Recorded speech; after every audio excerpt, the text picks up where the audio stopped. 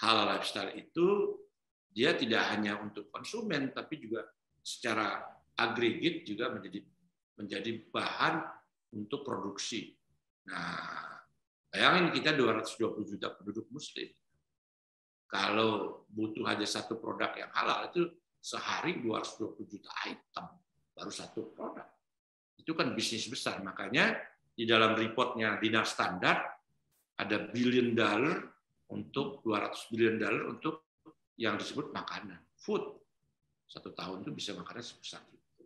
Belum lagi modest fashion, farmasi, kosmetik, ya termasuk media recreation, alias seni dan seterusnya, belum pendidikan dan seterusnya.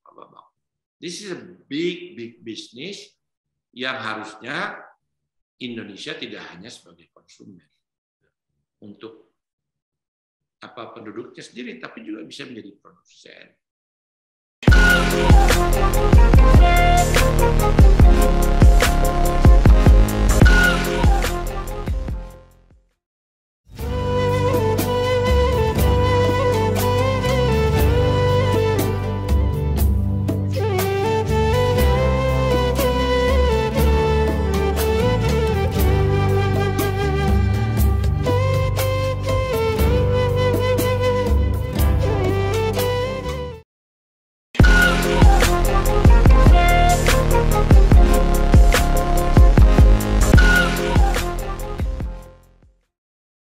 Assalamualaikum warahmatullahi wabarakatuh.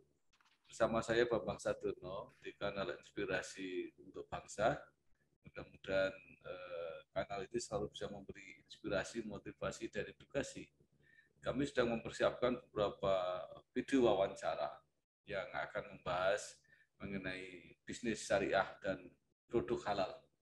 Mudah-mudahan ini memberi makna secara khusus dalam kita menjalani ibadah di bulan Ramadan ini. Saat ini saya sudah bersama dengan Bapak Profesor Dr. Haji Sabta Nirwandar, Sarjana Ekonomi. Beliau adalah Chairman Indonesia Halal Lifestyle Center. Apa kabar Pak Sabta?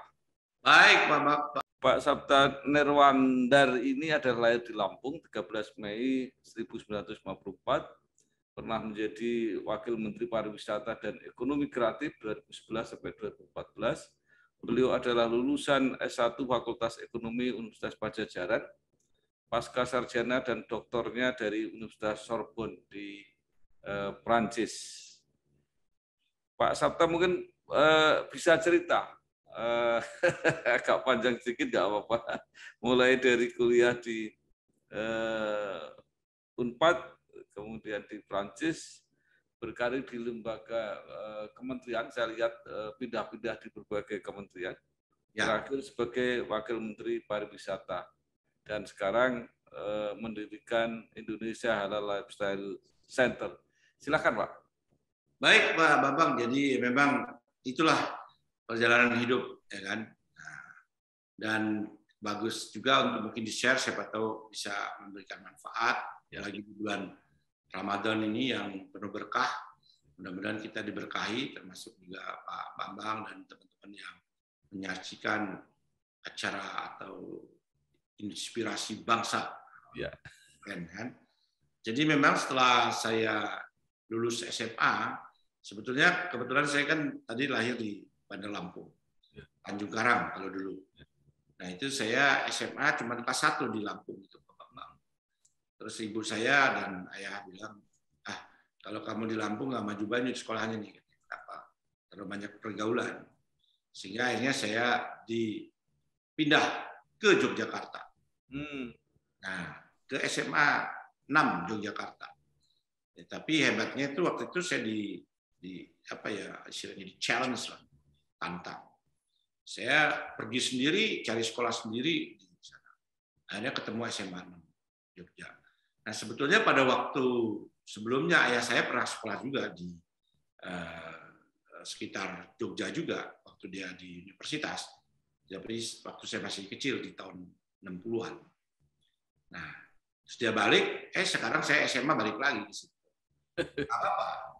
Setelah selesai di SMA 6, wah, saya pikir kemana nih? Gajah Mada atau yang lain. Saya pikir saya ganti suasana, coba cari di Unpad di Bandung. Akhirnya saya selesai sekolah di Fakultas Ekonomi. Nah, Unpad, cita-citanya kerja di bank awalnya, tapi saya masuk setahun di bank, nggak sampai lah 6-7 bulan. Terus ada pegawai negeri buka di Badan Tenaga Atom Nasional. Nah, di sini challenge juga di Batam ini. Orang-orang bilang untuk apa ekonom ada di situ. Tapi ada sesuatu yang menantang bahwa di situ akan dibuka kesempatan untuk sekolah ke luar negeri. Jadi bayangin, saya di bank itu di European Asian Bank. European Asian Bank itu bank yang sudah bergaji papan atas juga di samping Citibank waktu itu. Jadi udah berdasi, Pak Bambang, udah berdasi. Walaupun in the cost-nya di Blok A ya, pakai bis nomor 10, tapi udah berdasi, dasinya disimpan dalam baju, nanti kalau udah masuk situ, cuci muka, pasang dasi, keren lagi. Ya. Singkatnya 6-7 bulan saya, aduh ini ada tantangan gini. Akhirnya saya pindah ke Badan Tenaga Atom Nasional itu, dengan segala risikonya. Kenapa? Karena itu kan bukan lahannya ekonom, tapi di situ akan dikembangkan industri nuklir pada waktu itu, dari radioisotop dan seterusnya. Tertarik saya akhirnya di bidang ekonomi energi.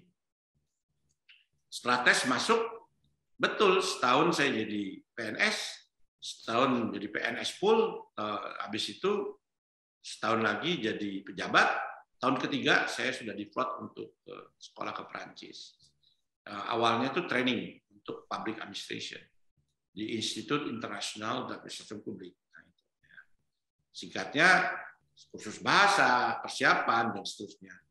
Dan akhirnya dari IAP itulah, Institut Internasional d'Administration Publique, itu mengantarkan saya untuk menambah panjang sekolah di Prancis dengan Universitas Sorbonne, Dauphine, dan seterusnya, sampai menjadi S3 alias doktor dari sana.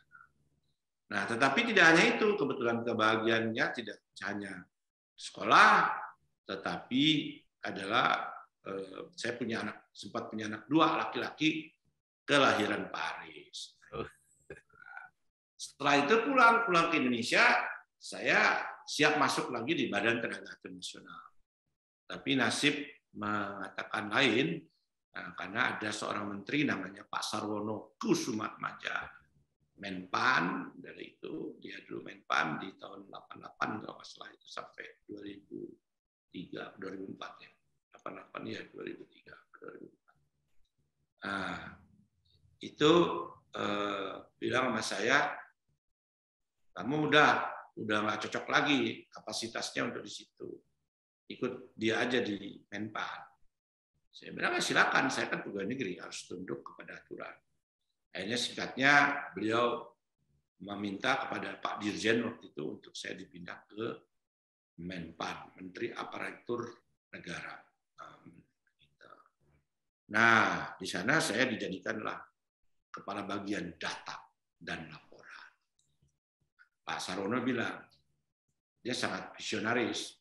Sabta, walaupun gimana, seorang untuk menghasilkan sesuatu itu harus berdasarkan data, fakta dan data. Akhirnya saya coba menggeluti itu fakta data pegawai negeri Republik Indonesia yang ada di situ tentunya, untuk dibuatkan kebijakan-kebijakan di bidang aparatur. Nah, terus membuat laporan-laporan, Pak Bambang. Laporan bulanan, 3 bulan, 6 bulan, dan tahunan. Dan jangan lupa laporan ini harus hati-hati buat laporan. Karena laporan kementerian yang ditandatangani oleh Pak Menteri, saya dapurnya nyiapin, bahan tentunya dari sektor ya. Tapi pembacanya yang utama itu adalah yang dulu paling ditakutin, yang baca Pak Harto kan dari laporan Menteri.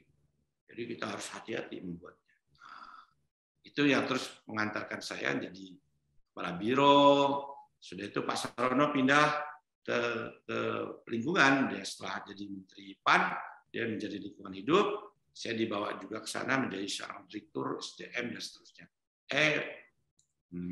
Dipindah lagi oleh Pak Silalahi, Pak TB, Menteri PAN seterusnya, menjadi eselon 1. Jadi pada waktu eselon 1 saya relatif muda, 42-43 tahun. Nah, dari situlah melanglang buana perkariran saya itu. Artinya saya bukan pegawai negeri departemen, tapi pegawai negeri tulen, karena dari satu departemen ke departemen lain. Pindah. Jadi dari Menpan ke LH Menpan lagi. Pas reformasi, pergantian pimpinan negara waktu itu, pimpinan pemerintah, zamannya Pak Habibie, nah, ada Menko Wasbampan. Saya jadi bergabung di Menko Wasbampan, asisten Menko. Menko-nya adalah Pak Hartarto, Insinyur Hartarto, alias Pak ayahnya Erlangga Hartarto itu. Nah, saya jadi asmenko-nya dia selama setahun, lebih sedikit. Tahu-tahu waktu itu Pak Habibie kan tidak berlanjut. Jadi kementeriannya berubah lagi, ada lagi Menteri Aparatur Negara, menterinya di zaman Gus Dur itu Pak Freddy Numberi. Saya balik lagi jadi asmen di situ. Nah, setelah jadi asmen, tahu-tahu Pak Sarwono diangkat menjadi Menteri Kelautan dan Perikanan. Singkatnya, saya diminta untuk bantu beliau lagi untuk jadi Sekjen Kelautan dan Perikanan. Selama 1999 sampai dengan tahun 2001. Dari 2001, saya join lagi ke sektor yang sampai akhirnya saya di situ. Nah, itu adalah pariwisata dengan Pak Igede Ardike. Igede Ardike waktu itu menterinya, Menteri Kebudayaan dan Pariwisata, Budpar. Terus ganti lagi jadi Kementerian Pariwisata zamannya Pak Wacik, terus zamannya Bu Mari, Menteri Pariwisata dan Ekonomi Kreatif. Nah, Pak Ardike itu almarhum sekarang sudah Pak, tahun lalu ya. Nah, dia yang ngajak saya, Pak Sarto, jadi dari Sekjen Laut pindah ke sini untuk jadi Sekjen supaya menangani wisata bahari. Nah, kebetulan saya kenal karena dia itu ada alumni Prancisnya sedikit. Dia dari Swiss, Pak. Jadi dia berbahasa Prancis juga. Nah, dari sana saya terus dia berganti dengan Pak Wacik, saya tetap Sekjen. Setelah itu berganti lagi dengan Bu Mari Eka Pangestu. Di situ saya jadi Wakil Menteri di tahun 2011 sampai 2014 sampai pensiun, Pak, di situ. Nah, apa korelasinya ada di situ tiga itu? Kebetulan yang tiga itu kan ada Pak Ardike tentunya Hindu, Pak Wacik juga Hindu, Pak Bu Mari itu Katolik atau Kristen, ya. Nah, jadi kalau soal-soal yang berkaitan dengan dunia Islam, apa mewakili, itu selalu disposisi Sekjen, saya menghadiri. Jadi saya sering banget pertemuan OKI, OIC, pertemuan di Dubai, dan seterusnya. Saya belajar di situ banyak tentang ternyata ekonomi syariah, industri halal itu juga prospek gitu ya. Nah, di situ saya pelajari, pas saya itu saya dorong juga untuk beberapa kali ada kerjasama di OIC untuk halal tourism yang dulu lebih dikenal dengan wisata syariah, bahkan sekarang ada lagi yang nyebutnya Muslim friendly tourism dan seterusnya. Nah, ini yang akhirnya saya tertarik untuk mengembangkannya gitu. Nah, pada waktu masih dinas juga saya kembangkan dengan mengadakan pertemuan di OIC di Indonesia dan seterusnya, dan termasuk dengan Malaysia. Ini sangat prospek karena apa? Karena dari segi ekonomi memang cukup besar ya, dengan 1,8 miliar penduduk Muslim, juga kelas menengah juga banyak, ditambah juga negara-negara OIC juga cukup kaya dari GDP dan juga dari income per kapitanya. Itu Pak Bambang sekedar wilayah singkat, saya itu memang pegawai di beberapa kementerian. Gitu.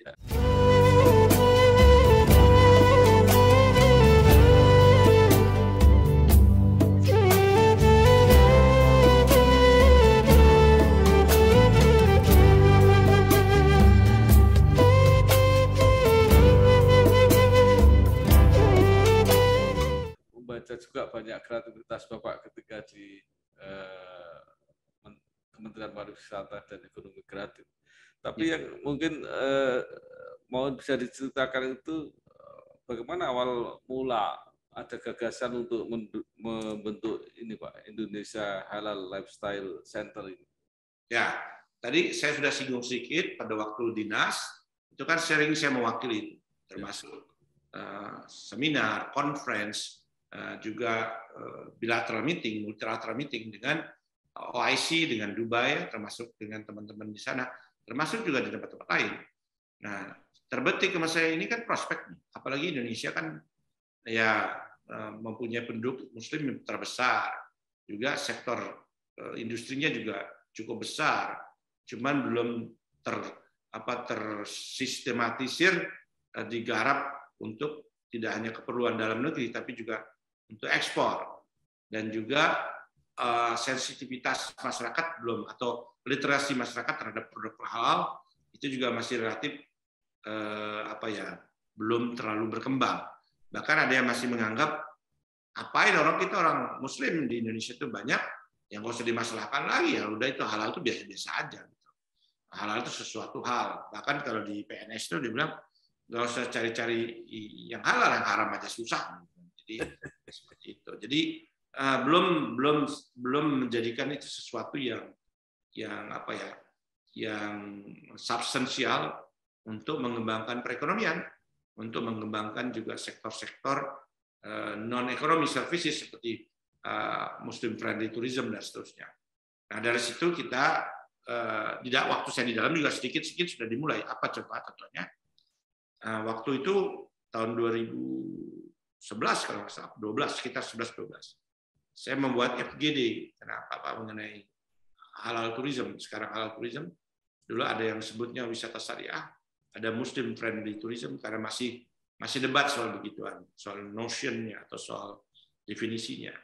Saya buat FGD itu Pak Bambang, saya undang semua yang berkompetensi dan semua tanda kutip semua fraksi atau faksi.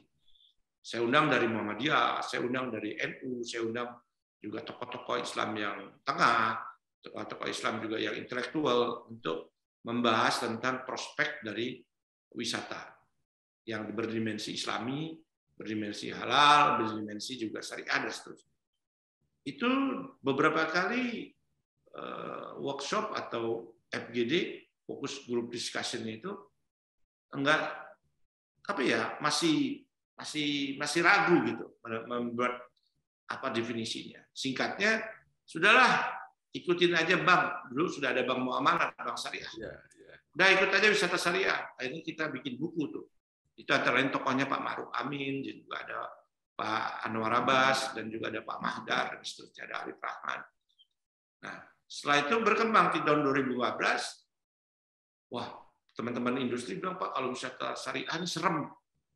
Taruh ketat, reksa KTP, muhrim non-muhrim, macam-macam lah yang sangat terkait dengan itu. Nah, itu jadi agak rumit itu soal itu. Nah, akhirnya disepakati pertemuan dengan stakeholder dan seterusnya untuk menjadikan udahlah, karena sekarang halal menjadi tren, menjadi global, ya sudah halal tourism aja atau wisata halal. Walaupun sekarang masih ada yang tanya, sebetulnya definisi wisata halal itu adalah services, Pak Bambang. Jadi extended services untuk orang-orang yang Muslim yang travelers. Jadi bukan itu yang sering keliru, bukan destinasinya yang dihalalkan. Jadi itu yang keliru. Itu Pak Ma'ruf sendiri beberapa kali menegaskan, terus Pak Bambang Brojo dan teman-teman lainnya. Jadi kebayangkan umpamanya gimana caranya Borobudur dihalalkan, kan nggak mungkin. Juga umpamanya Gunung Semeru dihalalkan, kan nggak mungkin juga. Tetapi kalau di Borobudur itu ada fasilitas musola bagi Muslim travelers, juga ada halal food, restoran, itu kan boleh-boleh saja, dan ownernya kan nggak pernah dimasalahkan. Seperti juga kalau Pak Bambang ke Bandung, ke rest area, itu kan ada masjid, ada sekolah, ada makanan halal. Seperti sekarang di mall itu semua hampir punya musola yang bagus. Itu apa sih sebenarnya services? Dia makin lama tinggal di mall itu, dia semakin punya kesempatan untuk belanja. Nah, salah satu yang menghambat Muslim itu kan sholatnya 5 kali. Jadi kalau dia datang jam 1, ketemu asar, ya harus sholat dulu tuh di asar. Ketemu maghrib dia sholat, jadi kemungkinan dia bisa dinner di situ dan seterusnya. Nah, fasilitasnya sekarang semua makin baik ya, bahkan menjadi competitive advantage juga buat para penyelenggara mall itu atau pebisnis mall. Jadi musolanya dulu kalau dulu di garasi atau di parkiran yang paling ujung panas, pepek, sekarang enggak, airnya mengalir, wangi, karpetnya oke. Nah itu transformasi di pola pikir yang tadinya menyeramkan sekarang menjadi lifestyle. Nah, jadi makanya pada tahun 2015 saya pikir nih dengan pengalaman saya yang relatif panjang di sektor pariwisata dan juga di industri halal ini, saya dirikanlah yang disebut dengan itu yang di belakang Indonesia Halal Lifestyle Center. Mengapa? Karena hal itu ternyata juga sudah menjadi bagian hidup dari orang Muslim. Sederhananya sih, mulai bangun tidur, kalau dia sikat gigi, mestinya dia juga ada produk yang harus diwaspadai, umpamanya sikat giginya, mungkin juga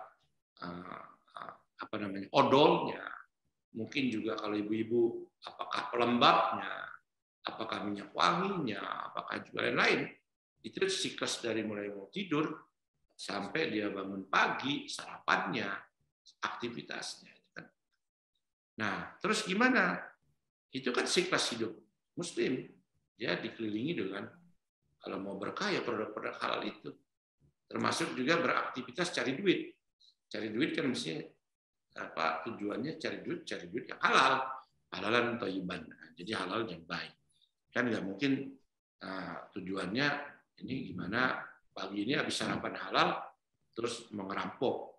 Ngerampok apakah uang negara atau korupsi uang perusahaan atau nggak betul-betul ngerampok bank kan gitu, kan nggak gitu mestinya. Jadi lifestyle halal itu dalam 24 hours itu tercerminkan dalam kehidupan seorang Muslim. Nah, terus gimana stylenya? Nah, style ini ya sederhananya, style ini kan sesuatu yang indah. Mengapa? Karena nggak dilarang. Bahkan ada hadisnya itu bahwa Tuhan itu indah dan senang dengan keindahan. Orang Islam itu harus indah, bersih tampilnya, tidak sebaliknya. Makanya kebersihan sebagian dari iman. Nah, itu jadi style ini kelihatannya memang juga sangat membantu untuk industri itu juga dan juga menginspirasi industri itu untuk membuat sesuatu yang baik, yang indah. Coba kalau kita lihat sehari-hari aja, apa modest fashion gitu atau hijab, macam-macam tuh hijab. Nah, dan juga colornya, potongannya, baju juga begitu, termasuk juga laki-laki. Belum lagi juga perlengkapan lain, aksesoris, minyak wangi, minyak rambut, shampoo, itu semua adalah produk-produk yang pasti ada stylenya, ada nilai ekonominya di sana. Jadi nggak sembarang pilihan. Nah, kenapa? Kok di situ juga ada style? Ada branding di situ, pasti. Jadi ada brand yang akan mempengaruhi juga customer. Nah, kalau kelihatan yang paling gampang aja minyak wangi itu, beda brand. Ada di samping minyak wangi, apalagi yang brandnya beda. Nah, hijab, ada brand A, brand B, brand C. Nah, itu harganya beda. Jadi dia punya nilai ekonomis dengan style tadi. Nah, itu tidak dilarang, sepanjang tidak berlebihan. Nah, inilah yang mendorong bahwa halal lifestyle itu dia tidak hanya untuk konsumen, tapi juga secara agregat juga menjadi bahan untuk produksi.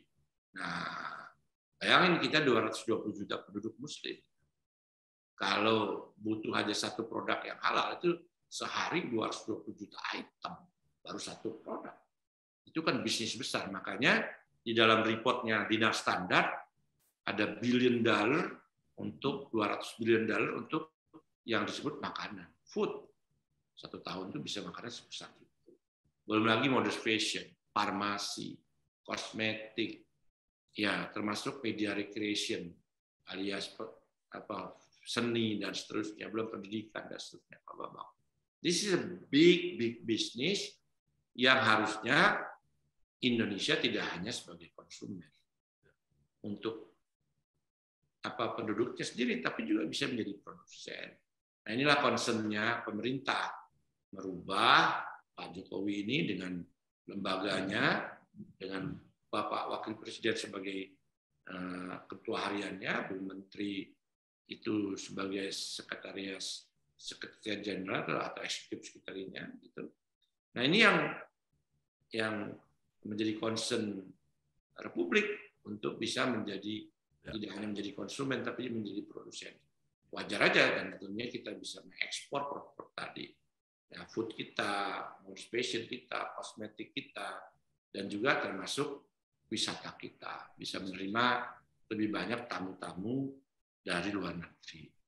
Nah ini adalah ekonomi sekarang yang sedang berkembang, yang kita sebut dengan halal industry.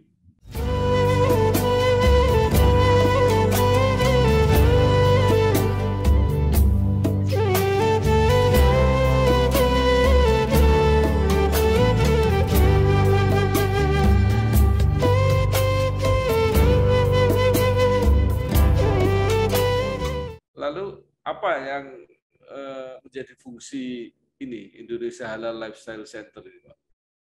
Kita tentunya lembaga swadaya masyarakat. Orang suka tanya, Pak Sabta kalau lembaga swadaya masyarakat, Pak, SK-nya lebih tinggi daripada SK saya dulu. SK saya dulu kan presiden. Ya. Kalau SK sekarang saya adalah dari atas SK-nya. Kalau formalnya terdaftar di Bumham ya sebagai lembaga, tapi SK-nya dari atas dan ownership dengan teman-teman. Artinya kita lembaga literasi, lembaga yang riset, lembaga yang memberikan informasi dan seterusnya. Nah ini fungsi kita gitu. Jadi kita bukan regulator, bukan juga pelaksana pebisnis bukan, tetapi kita lebih ke jembatan, konektor untuk memberikan informasi yang akurat dan seterusnya. Seperti itu. Ya. Terus kegiatannya apa, Pak? Kegiatannya satu, kita memberikan literasi di masyarakat, di dunia bisnis, di juga pemerintahan, juga informasi tentang halal industri. Itu satu. Yang kedua, tentunya kita membuat report-report kerjasama dengan berbagai pihak. Ini nanti kalau Pak Bambang perlu, report kita yang terakhir tentang Indonesia Halal Market Report 2021-2022. Alhamdulillah kita disupport oleh Bank Indonesia dengan konsultan global Dinar Standard yang membuat global report dunia. Nah ini seperti ini contohnya. Ini yang kita lakukan, dan kita memberikan conference, seminar, lebih ke seperti itu Pak Bambang. Jadi memberikan katakan literasi atau pencerahan kepada masyarakat, dan masyarakat itu dalam pengertian masyarakat pendidikan, dunia usaha, termasuk juga teman-teman yang lain yang membutuhkan. Soal KPR dan punya rumah, dari dulu cuma ada satu nama, satu bank yang megang banget. Sekarang A sampai Z-nya serba digital buat kita. Cukup satu website untuk mulai cari hunian yang oke.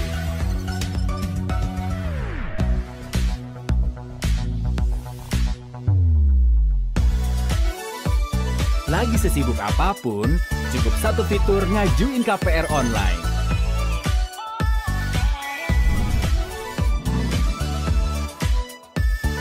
Sampai satu aplikasi biar gampang bayar biaya rutin. Kini, semua ada di jarimu. Satu nama dengan pengalaman 45 tahun memimpin segmen KPR. KPR, pasti BTN.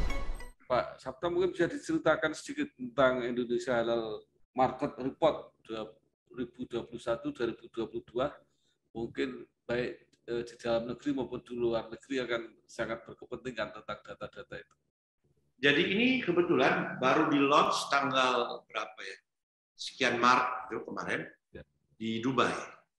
Ini Bank Indonesia Dinar Standard, kebetulan saya moderatornya. Ini adalah satu hasil riset dan sekaligus juga kayak roadmap atau peta jalan tentang Indonesia, apa saja yang layak untuk diekspor. Indonesia apa saja yang bisa memberikan dampak terhadap ekonomi syariah. Umpamanya yang menurut riset ini, ya kita itu juga tetap kuat di food, nah, kita kuat juga di fashion, artinya kita bisa dorong farmasi, kosmetik, dan media recreation. Nah ini ada ukuran-ukuran apa saja harus dilakukan ke negara mana saja, sehingga kita bisa mengurangi impor, kita mendorong ekspor, dan juga ke tujuan-tujuannya dengan beberapa macam fasilitas, termasuk juga di sini bagaimana pengaturannya, di mana player-playernya siapa, dan seterusnya, termasuk juga bagaimana mengurus sertifikasinya, dan seterusnya, Pak Bapak.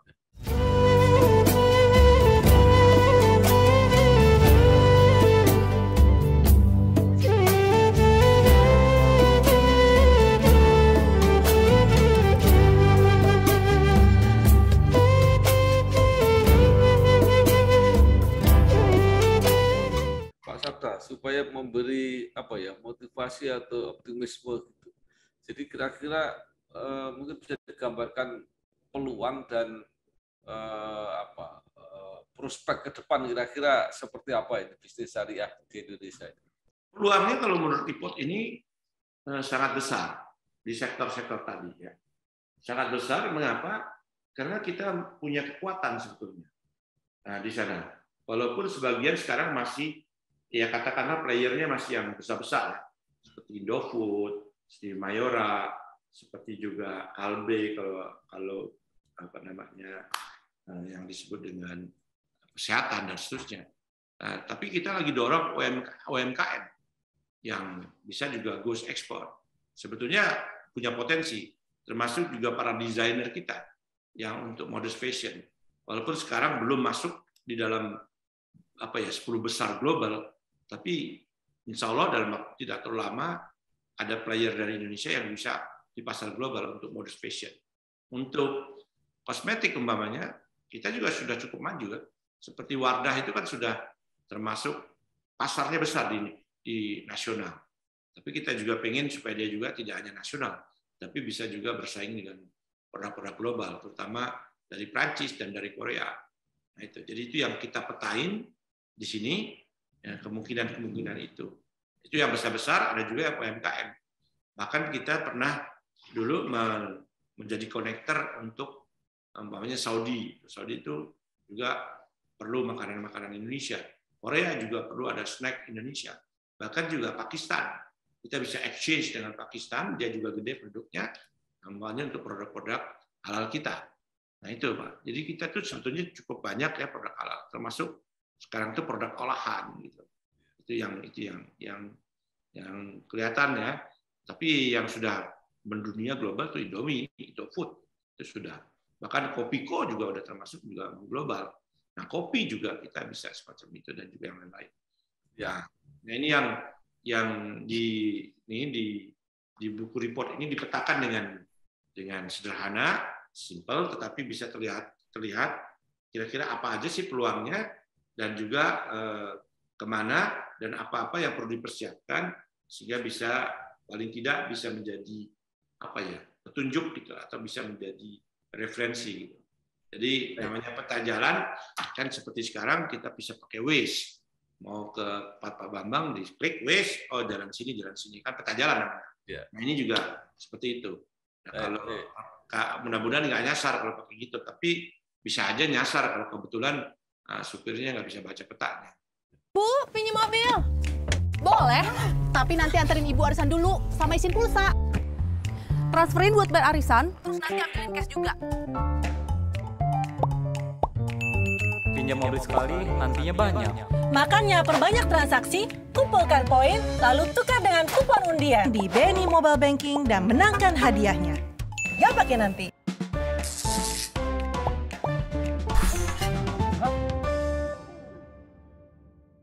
Baik, Pak Sabto, apresiasi pada kegiatan Bapak ternyata juga sampai di luar Indonesia. Bapak baru saja mendapat gelar guru besar kehormatan dari Silk Road International University of Tourism and Cultural Heritage Uzbekistan. Bisa diceritakan, Pak? Oh ya, ini satu apa ya? Kalau mau saya sebut berkah, satu berkah dan anugerah. Jadi sebelumnya itu di tahun 2014, Pak Bambang, saya itu mewakili Indonesia menjadi chairman dari Executive Council UNWTO. Jadi pertemuan negara-negara anggota UNWTO, United Nations World Tourism Organization. Kebetulan diselenggarakannya di Samarkand, 2014, persis sebelum pensiun.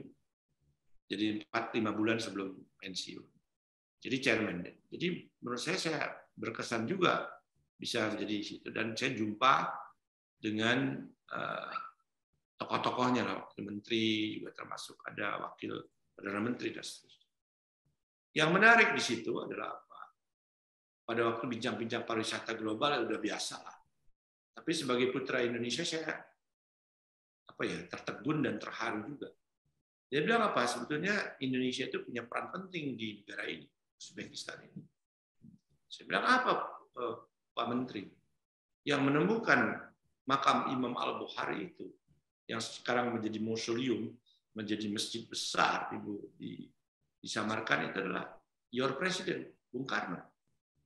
Di tahun 56 itu Bung Karno sudah minta kepada Khrushchev untuk agar menemukan itu, walaupun Khrushchev bingung. Ada videonya menarik banget.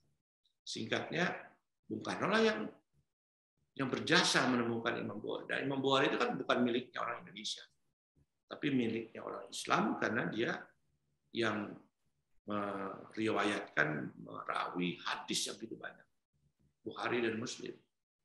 Nah, waktu itu berkat Bung Karno lah dipugar, terus menjadi pusat peradaban Islam dan juga menjadi pusat masjidnya Islam, termasuk tentunya Uzbek. Nah, saya malah difasilitasi untuk ke situ, dan kebetulan sebagai orang Indonesia saya dikasih kemudahan, namanya juga chairman Executive Council pada waktu itu. Nah, lantas itulah berkahnya. Terus dari itu saya kan juga ngajar di Universitas Shahid. Nah, kebetulan Universitas Shahid ini bekerja sama dengan Silk Road University ini, International University ini. Nah, terus juga sudah dikembangkan di sana ada Hotel Shahid di Bukhara. Kenapa? Kan Bukhari Muslim ini kan daya tariknya buat Muslim dunia untuk ziarah, untuk mengetahui hadis dan seterusnya. Ternyata Uzbekistan itu kan Pak Bambang negara yang punya intelektual yang sangat tinggi, punya tokoh-tokoh. Umpamanya Dr. Ibnu Sina itu orang Uzbek. Ada lagi Kuni itu yang mengenai astronom. Ada beberapa tokoh yang Bukhari itu juga di sini, sama lagi Turmuji. Nah, kembali ke Bukhari. Nah, terus Universitas Shahid kerjasama di sana. Terus saya diminta untuk kerjasama mengisi di 3 universitas, memberikan perkuliahan mengenai halal lifestyle. Saya datang ke 3 universitas, termasuk Universitas Al-Bukhari Muslim. Singkatnya, mereka juga memberikan kehormatan di Universitas Shahid University itu, International Shahid University, atau Universitas Jalan Sutra punyanya Uzbek, yang digagas oleh Presiden Uzbek. Hebatnya lagi, koinsidennya Pak Bambang, universitas itu digagas setelah si presiden ini, dulunya belum presiden, adalah peserta konferensi WTO di Bali tahun 93. Bayangin, itu kan kalau nggak ada dari campur tangan di hari langit, ya kayaknya maksudnya akal. Saya dapat kehormatan, dikasih dengan gelar profesor kehormatan karena ya saya udah bergerak di bidang pariwisata yang cukup lama oleh wakil rektor yang kebetulan dari Harvard dan juga dari Oxford University yang ada di situ. Nah, sekarang kita mulai kerjasama dengan mereka. Kemarin terakhir bikin webinar untuk halal food. Dan juga nanti akan ada webinar tentang Bukhari Muslim, dan juga ada kunjungan dari TVRI dan seterusnya ke sana untuk mengangkat hubungan bilateral nih. Nah, kalau kita butuh ke Buhari, orang-orang sana butuh ke pantai karena dia kan negaranya nggak ada pantai, pegunungan tengah. Itu kan Eropa Tengah. Jadi bisa exchange gitu. Dan di sana juga culture heritage-nya banyak. Jadi buat Islami juga bagus. Nah itu itulah saya dapat tambahan gelar itu untuk itu. Terima kasih.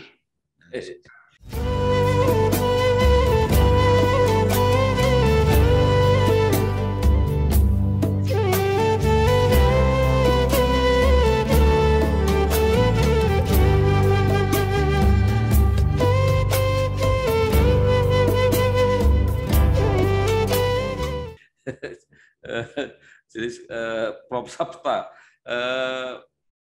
kalau tidak salah IHLC ini juga bekerja sama mendirikan sekolah bisnis untuk industri halal dengan IPB. Nah itu seperti apa sampai sekarang? Nah ini sebetulnya kalau mau jujur belum penuh terlaksana, karena gini ada perbedaan nomenklatur yang agak berbeda ya. Jadi dari kami IHLC itu kepinginnya halal business school. Kalau ada Harvard Business School, ada London Business School, kenapa tidak kita bikin halal business school? Nah kendalanya ini aturannya nih. Itu harus ada prodi, ada macam-macam yang terkait, itu tidak bisa serta-merta membuat judul itu. Itu harus masuk ke dalam magister manajemen dan seterusnya. Nah idenya masih, kalau mau judulnya masih mangkrak, masih belum tuntas. Karena masih menunggu yang kaitannya dengan legal basis.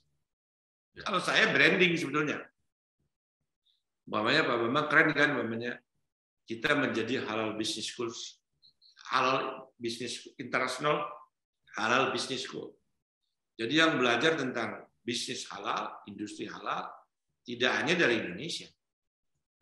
Jadi yang belajar bisa dari Uzbek lah tadi, bisa yang belajar dari Thailand, bisa belajar dari Malaysia, di mana-mana. Toh kita punya guru-guru, kita punya industri besar untuk bisa menampung mereka. Nah, itu. Jadi kenapa di Harvard juga ada economic school, tapi kan lebih ke theoretical, lebih ke makro mungkin, lebih ke cakupan yang lebih besar.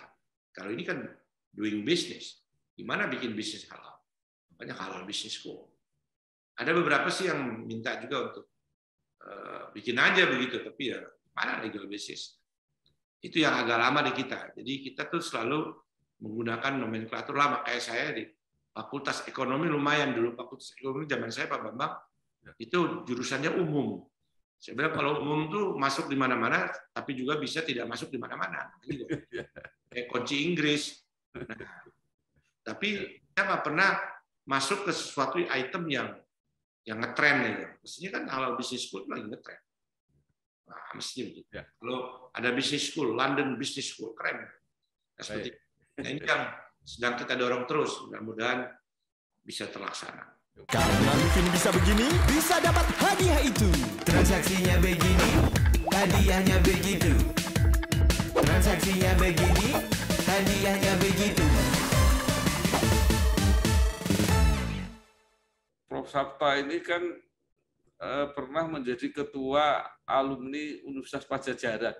Betul. Itu apa kesan-kesannya waktu itu? Oh iya, kebetulan saya itu kan dari mahasiswa itu udah lumayan aktif. Sampai sekarang tuh saya belum dipecat-pecat itu Pak Bambang sebagai ketua angkatan ekonomi Fakultas Ekonomi 74 tahun 74. Saya masuknya tahun 74. Jadi udah hampir 50 tahun tuh bareng-bareng. Jadi saya ketua angkatan. Isinya apa? Guyup aja, jalan-jalan, makan-makan dan seterusnya itu dengan teman-teman satu angkatan. Yang sekarang sudah ya hampir 70 semua. Pada 67, 68. Nenek-nenek, maka kakek-kakek semua. Tapi yang lucu juga ada sesuatu yang menggugah apa tuh? katanya kita ini makin lama bukan makin tambah, makin berkurang gitu. Iya juga sebenarnya, ini kita semua lagi nunggu giliran 1, giliran 2, giliran 3 gitu. Tapi tetap guyup Pak. Jadi kita ketua angkatan. Dan seterusnya saya juga pernah jadi MPPM, Majelis Perwakilan Mahasiswa, terus juga Dewan Mahasiswa, terus terakhir sebelum jadi ketua alumni 4 tahun kalau salah itu, dan juga jadi Majelis Wali Amanah saya Unpad. Lengkap jadi saya di Unpad itu. Jadi Majelis Wali Amanah selama 2 tahun. Yang angkat rektor yang sekarang itu zaman saya itu, Rektor Ibu Rina ini. Jadi itu ini. Nah, kesannya apa? Ya ini apa ya? Gaul, persaudaraan, gaul. Jadi kalau itu kan kangkung namanya akang gitu, teteh, nah itu di situ pergaulan. Dan menarik juga, dan Bandung terutama Unpad ini kan juga orangnya humoris kan, canda gitu. Jadi senang juga gitu, dan connecting dengan teman-teman Unpad yang berbagai fakultas, ada kedokteran, ada macam-macam, ada psikologi, ada komunikasi, ada hukum dan seterusnya. Jadi ini juga menambah gairah kita dalam berorganisasi. Menurut saya itu.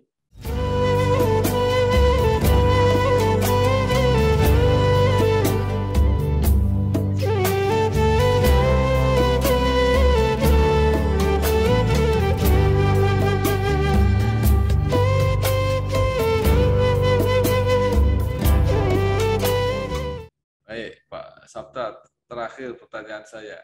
Ya. Mungkin Bapak ada saran atau harapan baik kepada pemerintah, kepada masyarakat, pada pelaku bisnis, bagaimana supaya bisnis halal ini bisa berkembang sesuai dengan potensi yang dipunyai oleh Indonesia. Ya, menurut saya tidak ada tidak ada ruangan kita tidak mengambil peran di halal industri ini. Karena halal industri ini tidak hanya sekedar prospek untuk konsumsi dalam negeri. Ya, kenapa? Karena kan kita butuh makanan halal, Pak. Tadi sudah digambarkan cycle hidup kita, lifestyle kita kan memang harus diisi dengan satu yang halal. Nah, itu di samping yang juga makanan, minuman, termasuk juga kita berusaha dalam kehidupan kita untuk mencari nafkah juga yang halal.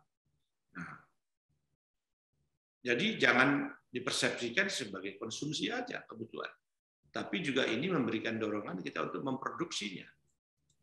Nah, itu memproduksi suatu produk itu tentunya juga tidak terlepas dari berbagai macam aspek.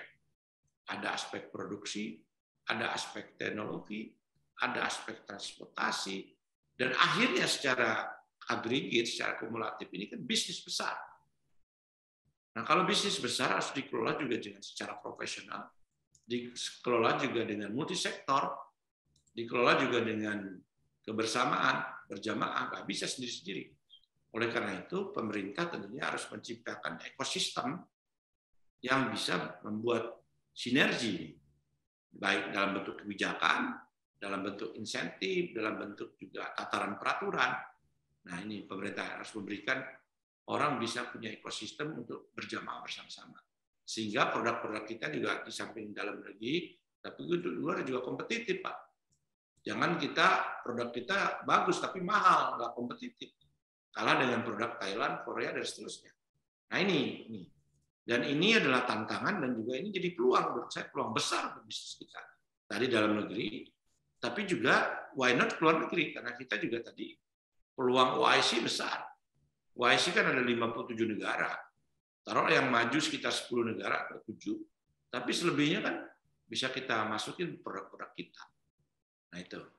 Nah, itu yang kedua. Yang ketiga, halal industri ini juga menyangkut kesiapan sumber daya manusianya di multisektor.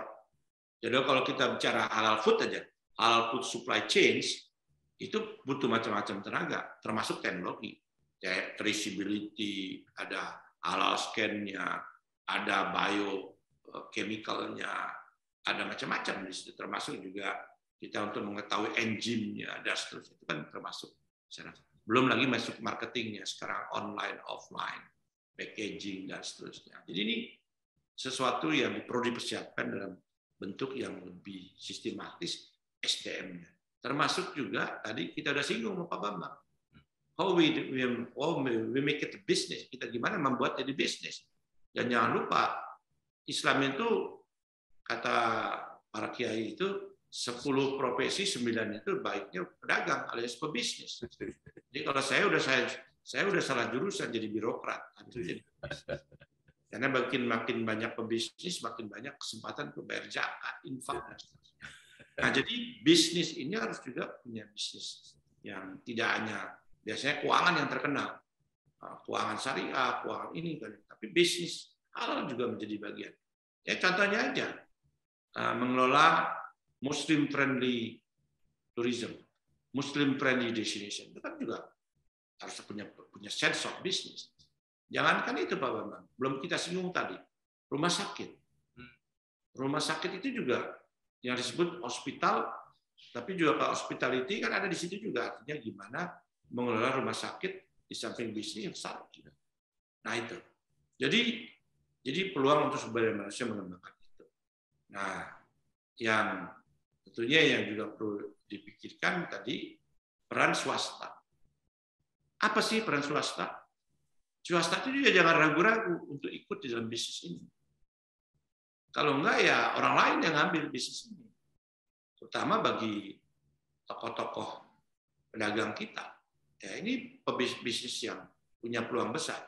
Tadi saya di report yang lalu untuk bisnis industri halal atau halal industri bisnis itu tidak ada yang 10 besar dunia, nggak ada yang dari negara Muslim, Pak Bambang. Ya let's say aja Unilever, L'Oreal dan seterusnya itu nggak ada pebisnis dari negara Muslim atau negara yang penduduk Muslimnya besar, belum ada masuk. Jadi ini juga bagian yang tentunya perlu menjadi perhatian kita semua. Last but not least ya, yang juga tentunya adalah kerjasama antara komunitas, kerjasama komunitas global, dan itu juga menjadi bagian penting dengan berbagai macam pendekatan. Menurut saya itu kita nanti akan punya peluang tidak hanya substitusi impor, tapi juga peluang untuk memperluas bisnis kita di Indonesia, terutama di bidang halal industri dan jasa industri halal. Luar biasa, terima kasih sekali Profesor Dr. Haji Nirwandar SE, Chairman Indonesia Halal Lifestyle Center, ya, yang telah bercerita banyak hal mengenai peluang industri halal, bisnis syariah di Indonesia, dan peluangnya sangat besar karena juga bisa bisnis global. Sekali lagi terima kasih Pak Sabta. Terima kasih Pak Bambang, semoga bermanfaat di bulan suci Ramadan, menjadi berkah buat kita semua. Wassalamualaikum warahmatullahi wabarakatuh.